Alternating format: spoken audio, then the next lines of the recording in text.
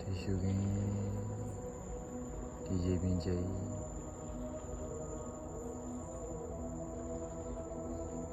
ဒါကဒီတနေ့တာရဲ့နေဝင်ချိန်မှာပဲတွင်စီးနေတဲ့ရှည်တွေဝေးစီကနေပြန်လည်လာတယ်ရှင်းငတ်တယ်တကယ်တော့တပည့်တော်တို့ဘွားတခါတလေကြပူလောင်မှုတွေနဲ့ပဲ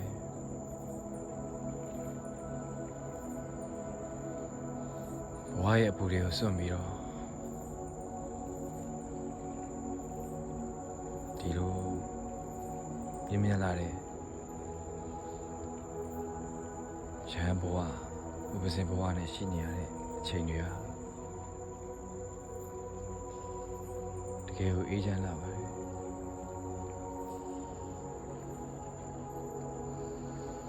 ပူလောင်မှုဆိုတာလည်းမရှိပါဘူးလူချင်းတက်မှတ်မှုဆိုတာလည်းမရှိဘူး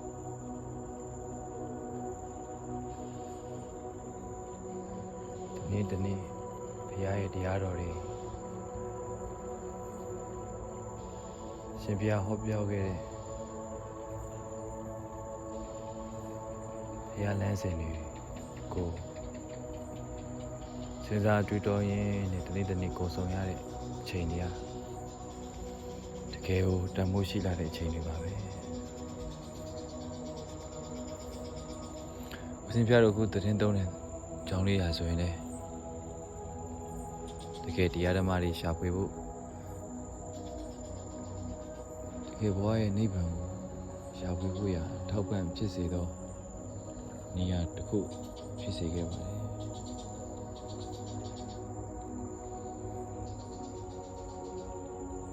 ဒီလိုဒီအချိန်မျိုးဟာ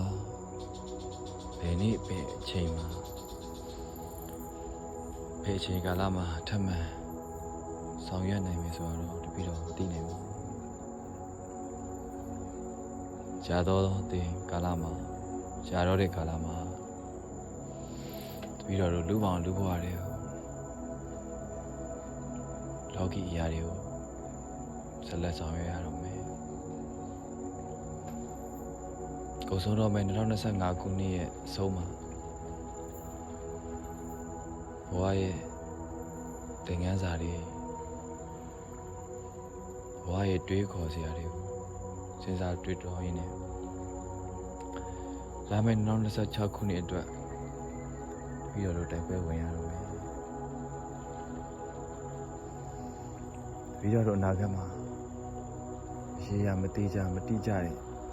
အရာတွေလည်းဖြစ်လာနိုင်တယ်တပည့်တော်တို့ဘဝတွေအတွက်တပည့်တော်တို့မိသားစုအတွက်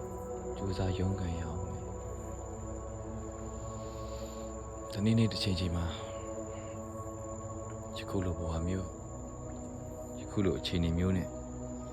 ယခုလိုနေရာမျိုးလေးမှာဗုဒ္ဓရဲ့လမ်းစဉ်တွေကိုတိတိကျကျနဲ့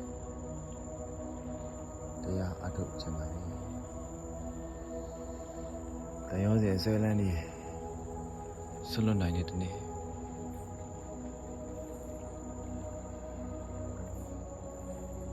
ဒီလူဘဝကြီးတွေကကိုအတွက်အနှစ်ကိုယူပြီးတော့ဘဝတန်တရားခီးမှာကောင်းမွန်ဆုံးဖြတ်တန်းသွားဖို့ရှင်ရင်းတဲ့ပြင်းနေခொနရက်တာရှင်ရန်ဘဝကနေပြီးတော့ဒီဆုံးရပါတော့မယ်ဘဝရဲ့မတရားတွေဆိုရင်ဒါကတော့ဒုတိယအချိန်ပါပဲရှင်သာမဏေဘဝတုန်းကတော့ဒီကြောင်းဒီနေရာလေးမှာသတင်းသုံးခဲ့ပါတယ်အခုတော့29နှစ်ပြည့်တဲ့အချိန်မှာ ရှင်ရဟန်းဘဝအဖြစ်ကိုရောက်ရှိခဲ့ပါတယ်